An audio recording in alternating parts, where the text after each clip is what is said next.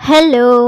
పిల్లలందరూ ఇంతేనా? లేక మా బాబు ఒక్కడే ఇంతేనా? అర్థం కావట్లేదు. ఏంటంటే ఇంట్లో సరుకులు అయిపోయాయని డీమార్ట్‌కెళ్ళాం. డీమార్ట్ నుండి బయటకి రాగానే ముందున్న పాప్‌కార్న్‌ని, ఐస్ క్రీమ్‌ని చూసి నాకు ఐస్ క్రీమ్ కావాలని ఏడ్చాడు. ఆల్రెడీ దగ్గు ఉందని చెప్పేసి ఐస్ క్రీమ్ వద్దని పిజ్జా కొనిస్తానని చెప్పి ఫుడ్ కోర్ట్‌కి వెళ్ళాం.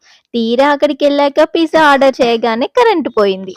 కరెంట్ వస్తేనే పిజ్జా చేయొచ్చు అని చెప్పారు. ఇక మా వాడు ఆలోపు పక్కనున్న వాళ్ళు తింటుంటే వాళ్ళనే చూడడం మొదలుపెట్టాడు. పిల్లోడు కదండీ! అలా చూడొద్దని చెప్పినా వాళ్ళకి ఇంకా క్రేవింగ్స్ ఎక్కువగానే ఉంటాయి కదా! ఇలా కాదు అని చెప్పేసి, అలా చూస్తే బాగోదు కదా! అని చెప్పేసి మా ఆయన ఆ గ్యాప్‌లో మా ఆయనకి నచ్చిన పావు బాజిని ఆర్డర్ చేశాడు. పావు బాజీ ఎలా వచ్చిందో లేదో ఇలా కరెంట్ కూడా వచ్చేసింది. కరెంట్ రాగానే మా వాడు ఆర్డర్ చేసిన పిజ్జా కూడా వచ్చేసింది.